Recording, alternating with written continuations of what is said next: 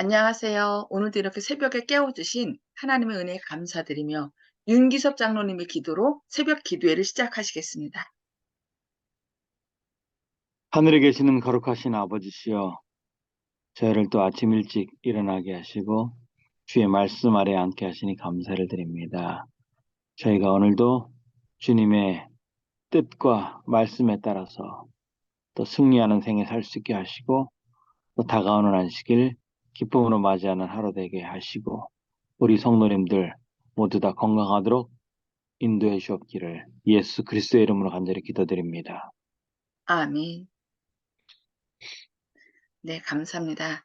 오늘은 각시대의 대쟁투 39장 5번째 부분, 하나님의 공의와 은혜에 관하여 살펴보겠습니다.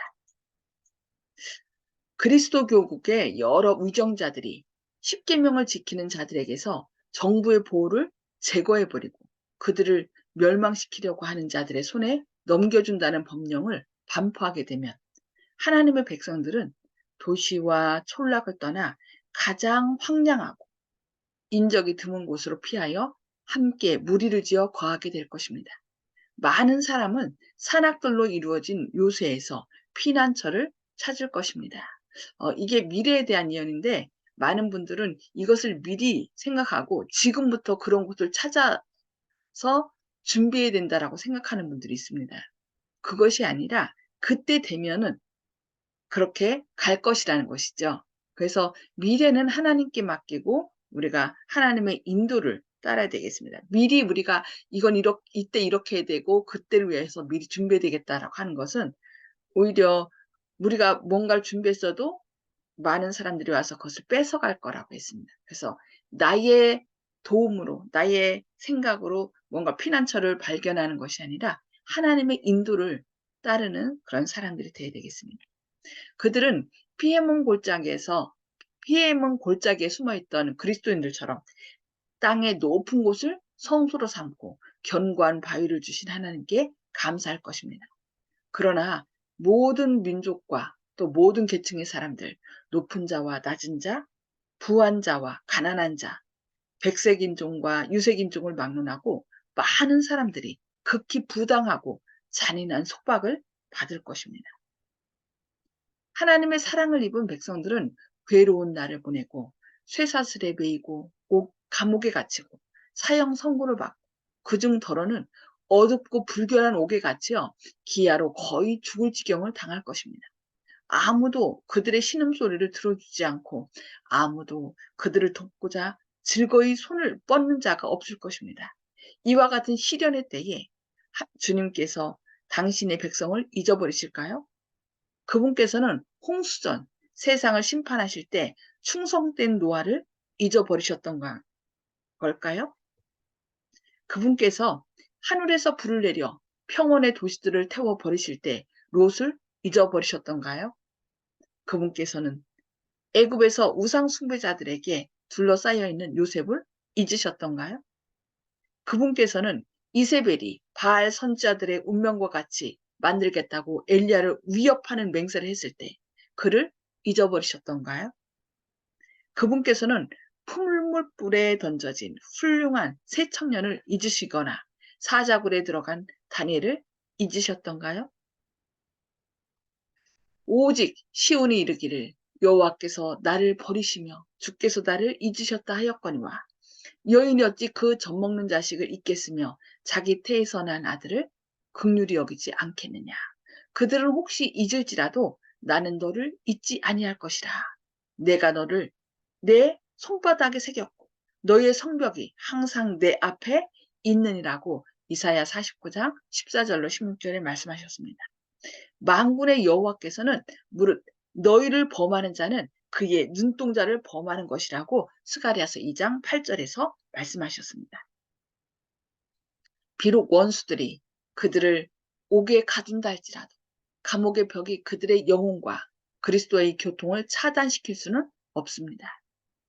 그들의 모든 연약함을 보시고 모든 시험을 잘 아시는 그분께서는 세속적인 모든 권세를 초월하신 분이십니다. 천사들은 적막한 옥에 갇혀있는 그들을 찾아가서 하늘의 빛과 평화를 줄 것입니다. 그 감옥은 마치 궁궐처럼 될 것입니다. 왜냐하면 거기에는 믿음이 많은 사람들이 있으므로 마치 바울과 실라가 빌립보 감옥에서 밤중에 기도하고 참회했을 때처럼 그 음산한 담벽이 하늘빛으로 빛날 것이기 때문입니다. 하나님의 형벌이 당신의 백성들을 압박하고 죽이고자 하는 자들에게 내릴 것입니다. 하나님의 오래 참으심은 사람들이 범죄하는데 대담해지게 합니다. 그러나 오래 지체된다고 해서 분명하고 두려운 그 형벌이 결코 감해지는 것은 아닙니다. 여호와께서 브라심 산에서와 같이 일어나시며 기드온 골짜기에서와 같이 진노하사 자기 일을 행하시리니 그 일이 비상할 것이며 자기 공을 이루시리니 그 공이 기이할 것임이니라고 이사야 28장 21절에서 말씀하고 있습니다. 우리의 자비하신 하나님께서 형벌하는 일을 하시는 일은 비상한 일입니다. 주 여호와의 말씀에 나의 삶을 두고 맹세하노니 나는 악인의 죽는 것을 기뻐하지 아니하고 악인이 그 길에서 떠나서 사는 것을 기뻐하노라고 에스겔 33장 11절에서 말씀하고 있습니다. 아무리 악한 자라도 그 길에서 돌이켜 사는 것을 하나님은 원하십니다. 그래서 우리의 모든 죄값을 지고, 그러니까 의인들의 죄만이 아니라 모든 악인들의 죄도 지고 돌아가셨어요. 그러나 그들이 악인은 왜 악인이냐면은 하나님께서 그 구원하시는 길을 끝내 저버리고 그 죄값을 해결하지 않았기 때문에 악인인 거예요. 그러나 그 악인을 할지라도 돌이켜서 죄 용서함을 받고 의인이 되기를, 구원함을 받기를 하나님은 원하신다는 것입니다. 여호와께서는 자비롭고 은혜롭고 노하기를 더디하고 인자와 진실이 많은 하나님이십니다. 그래서 출애굽기 34장 6절에서 말씀합니다. 그러나 여호와께서는 형벌 받을 자는 결단코 면제하지 않으십니다. 형벌 받을 자는 누구예요? 그 은혜를, 내가 너를 용서했다라고 그 용서를 거절하는 자입니다. 그 용서를 거절하고 자기 스스로 의롭다고 서는 자들. 그래서 결국 구원받지 못하는 사람은 하나님이 용서하셨는데 그 용서를 거절하는 자가 구원받지 못하는 것입니다. 여호와는 노하기를 더디하시며 권능이 크시며 죄인은 결코 사하지 아니하시느니라고 출애굽기 34장 6절과 7절, 나훔 1장 3절에서 말씀합니다. 이렇게 결코 사하지 아니하시는 의 가운데서 행하시는 무서운 일을 통하여 하나님께서는 당신의 짓밟힌 율법의 권위를 옹호하실 것입니다. 율법을 범한 자들에게 내릴 심한 형벌의 정도는 주님께서 공의를 하시기까지 오래 참으신 것으로 알 수 있습니다. 하나님께서 오래 참으시고 그분께서 헤아려 보시는 죄의 분량이 차기까지 형벌하지 않고 버려두시는 그 백성들은 마지막으로 자비가 섞이지 않은 진노의 잔을 마시게 될 것입니다. 하나님의 말씀의 기근에 대하여 살펴보겠습니다. 그리스도께서 당신의 중보 사업을 성소에서 마치실 때 짐승과 그 우상에게 경배하고 그 표를 받는 자들에게 이미 경고한 자비가 섞이지 않은 진노가 내릴 것입니다. 계시록 14장 9절 10절 참조하시기 바랍니다. 하나님께서 이스라엘을 구원해 내시려 하셨을 때 애굽에 내린 재앙은 하나님의 백성의 마지막 구원 직전에 이 세상에 내릴 더욱 무섭고 큰 규모의 형벌과 성질상 유사한 것입니다. 계시록의 기자는 그 무서운 재앙을 다음과 같이 말합니다. 악하고 독한 혼대가 짐승의 표를 받은 사람들과 그 우상에게 경배하는 자들에게 나더라. 바다가 곧 죽은 자의 피같이 되니 바다 가운데 모든 생물이 죽더라. 강과 물 근원에 쏟으면 피가 되더라. 이러한 두려운 재앙들은 하나님의 공의를 완전히 옹호할 것입니다. 하나님의 천사는 다음과 같이 선포합니다. 거룩하시니여 이렇게 심판하시니 의로우시도다. 저희가 성도들과 선지자들의 피를 흘렸으므로 저희가 피를 마시게 한 것이 합당하니이다. 계시록 16장 2절로 6절의 말씀입니다. 하나님의 백성들에게 사형을 언도함으로써 그들은 그들의 손으로 그 사람들의 피를 흘린 것과 똑같은 죄를 범한 것입니다.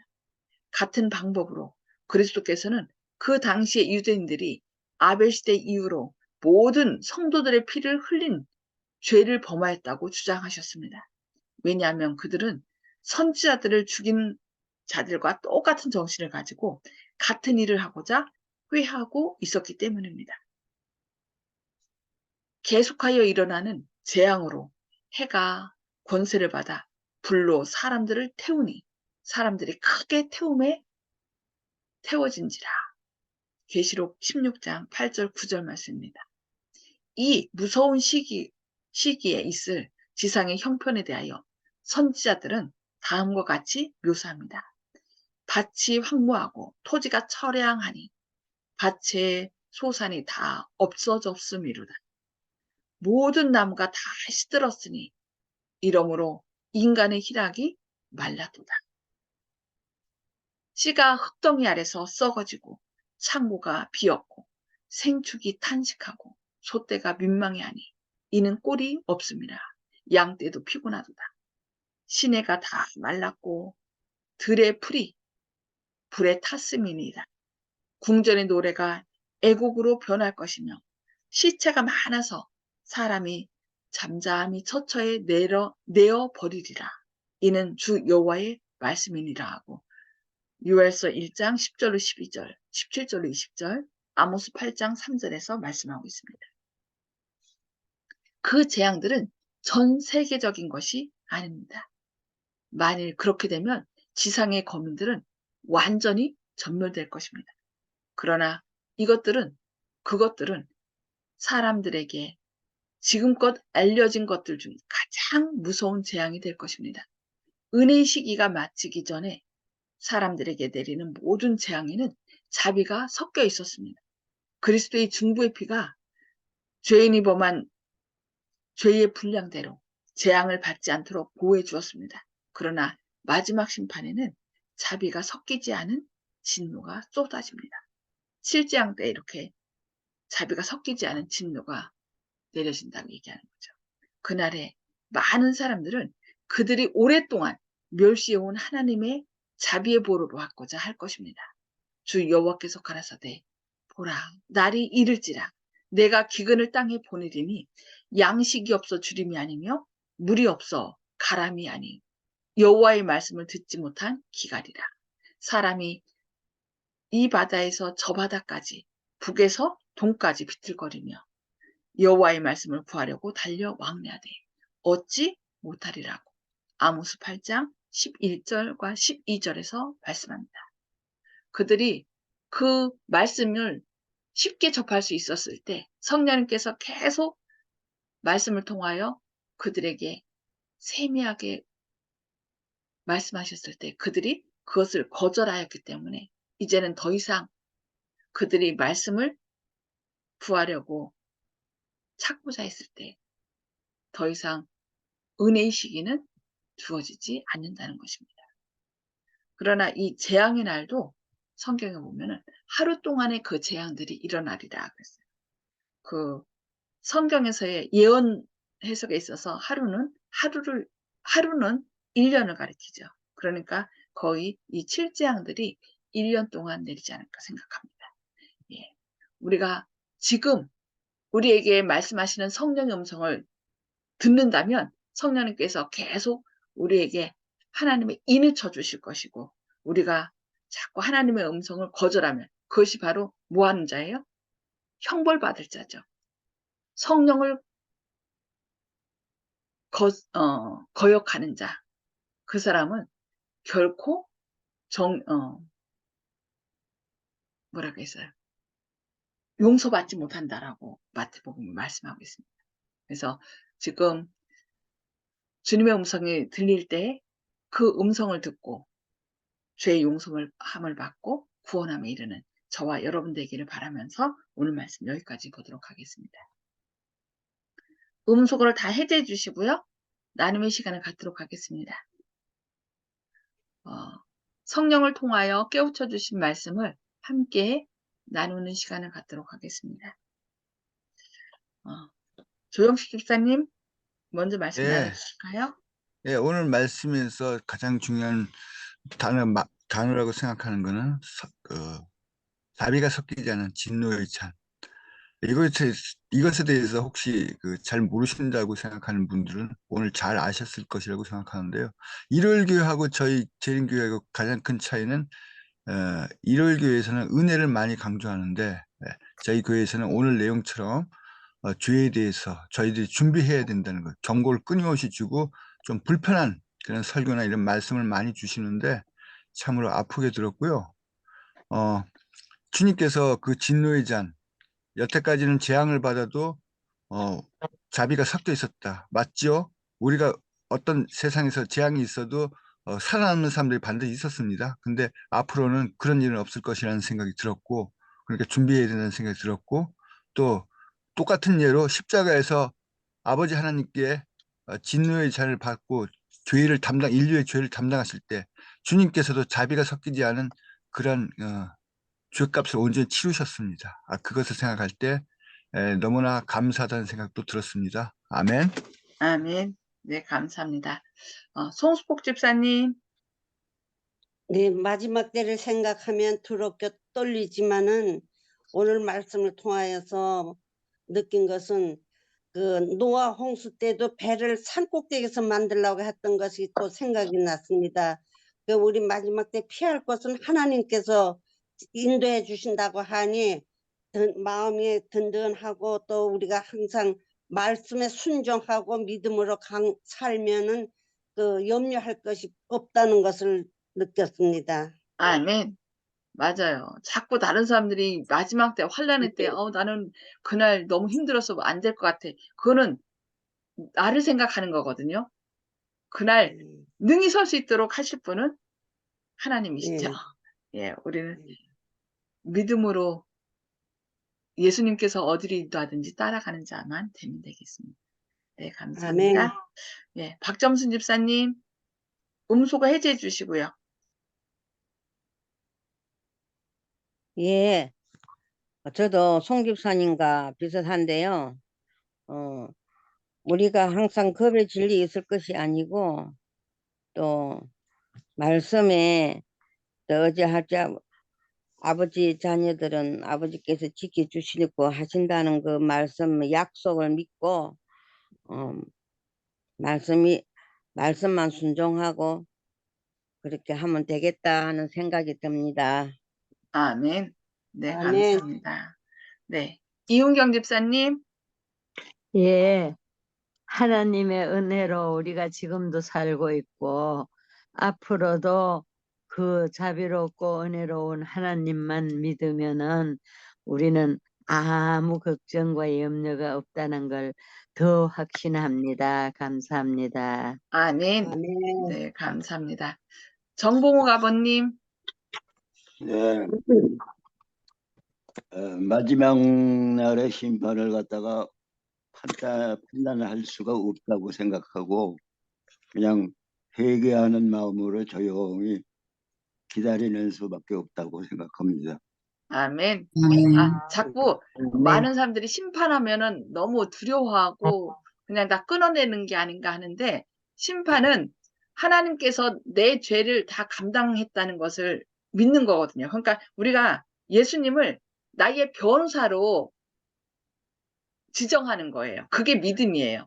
그러니까 변호사한테 나의 잘못한 걸 다 내놓으면은 변호사가 다 해결해 주잖아요. 근데 변호사한테요, 자기 잘못을 숨기고요, 몇 가지만 그냥 대강 얘기하면은 그 변호사가 나를 위하여 온전히 변호할 수 없어요. 그래서 예수님이 우리의 변호사니까 나의 모든 잘못을 그냥 다 내놓으면은 그 변호사 대신 예수님이 우리의 죄값을 다 치르신 분이잖아요. 그러니까 다 해결해 주실 뿐만 아니라 또 승리할 수 있도록 우리를 위해서 변호하신다는 거. 그래서 온 우주 앞에 이 사람은 내가 자기를 위하여 죽었다는 것을 믿었다. 다 죄를 온전히 해결했다. 그러니 이 사람은 더 이상 죄인이 아니요 의인이다라고 온 우주 앞에 공포하는 것이 심판인데 우리가 그 자리에 기쁨으로 설 수 있도록 변호사 되신 예수님을 나의 변호사로 선임하고 나의 모든 잘못을 예수님께 얘기해서 예수님이 나를 위해서 변호할 수 있도록 그렇게 해줘야 되겠습니다. 네, 감사합니다. 김혜숙 집사님. 네, 네. 모든 거를 주께서 변호를 다 해주시죠. 다 해주시는데, 이제 변호를 받기 위한 거는 지금 목사님께서 말씀해 주셨듯이 솔직하게 다 서술해 놓는다는 것은 그만큼의 회개가 정상적으로 완전하게 이루어짐을 뜻하기 때문에 그것을 이루지 않으면 그거는 무의미하죠. 그러니까 더욱더 이제 말씀의 기갈에 대한 말씀 오늘 주신 게 더욱더 지금 시대에 은혜가 있는 시간에 더욱더 하나님을 알아가야 되겠다. 안다는 것은 그냥 이론적으로 문자적으로 아는 게 아니라 실질적으로 행동으로 겸비해서 나아갈 때 안다라고 할 수 있기 때문에 점점 더 연구하고 하나님 말씀 속에 들어가서 하나님의 사랑이 내 마음에 타치가 되는 그런 날마다의 삶이 됐으면 좋겠다라는 생각이 들었습니다. 감사합니다. 아멘. 감사합니다. 아멘. 네. 윤기섭 장로님. 예, 저는 오늘 말씀 가운데서 십계명이 이제 앞으로 우리가 어느 편에 섰는지를 가늠하는 시금석이 된다 그랬거든요. 그래서 십계명을 지키는 자들을 멸망시키는 때가 온다 할지라도 두려워하지 말고 하나님의 말씀만 굳게 의지하는 우리 됐으면 좋겠습니다. 아멘. 네, 감사합니다. 마지막 때 하나님께서는 끝까지 당신을 따르는 자를 눈동자와 같이 지키신다는 것을 우리가 기억하고 미리 걱정하는 것은 하나님 앞서가는 거예요. 그래서 전에도 말씀드렸듯이 온전한 사랑이 두려움을 내어 쫓나니 그랬어요. 두려움에는 형벌이 있습니다. 그래서 두려워하는 것도 결국 두려워하는 자도 구원받지 못한다 했거든요. 그러니까 여러분 우리를 끝까지 책임지시고 지키시고 돌봐주시는 하나님께 모든 것을 내어 맡기고 그분의 인도하심을 따르는 저와 여러분 되기를 바라면서 기도하고 마치겠습니다. 거기서 이제 추가하려면요. 예. 옛날에 드라마에 두려움 없는 사랑이라는 드라마가 있었는데 연인을 위해서 시아부 인생을 사는 연인을 위해서도 결혼을 하겠다. 이제 이 앞을 기약할 수 없는 그런 상대하고도 장례를 약속하는 그런 내용이 있었는데 세상의 연인도 그런 두려움 없는 사랑을 하거든요. 근데 주님께 대해서 내 자신을 내어 바친다는 것은 참으로 아름답고 해볼 만한 일이다. 사람으로서 태어나서 해볼 만한 일이다. 그런 생각이 아멘. 들었습니다. 아멘. 아멘. 네, 감사합니다. 네, 기도하고 마치겠습니다. 하늘에 계셔서 저희를 사랑하신 아버지, 오늘도 이렇게 새벽에 깨워주시고 마지막 때 환란에 대하여 배우면서 또 그 환란의 때에 주님께서 우리의 보호자가 되신다는 약속의 말씀을 다시금 마음 안에 새기게 하시니 감사합니다. 너무나 많은 아멘. 사람들이 미래에 일어날 일들, 이런 환란을 생각하면서 두려움 가운데 빠지는 경우 있습니다. 그러나 주님, 미래를 아시고 우리를 사랑하시는 주님께서 우리를 돌보시며 불 가운데, 물 가운데 함께 하시며 끝까지 우리를 돌보신다는 그 약속의 말씀을 주님, 저희들 기억하면서 두려워하는 것이 아니라 어린 양이 어디로 인도하든지 주님을 믿고 따라가는 저희들의 삶이 되게 하여 주시옵소서. 아멘. 오늘도 아멘. 원치 않는 많은 사고와 재난들로 인하여 두려움 가운데 있는 사람들에게 우리를 위하여 고난당하시고 가장 선한 길로 인도하시는 피난처 되시는 예수님을 보라. 그가 우리를 구원하신다는 놀라운 약속의 말씀을 우리 두려워하는 자들에게 담대히 증거하는 저와 모든 사랑하는 주님의 자녀들 될 수 있도록 오늘 또 성령으로 저희 마음 가운데 인쳐 주시옵기를 바라오며 예수님의 이름으로 간절히 기도드리옵니다. 아멘. 아멘. 네, 감사합니다. 하나님의 사랑과 은혜가 오늘 또 풍성히 임하시기를 기도합니다. 아멘. 거룩한 안식일을 맞이하는 예비일 되시길 기도합니다. 감사합니다.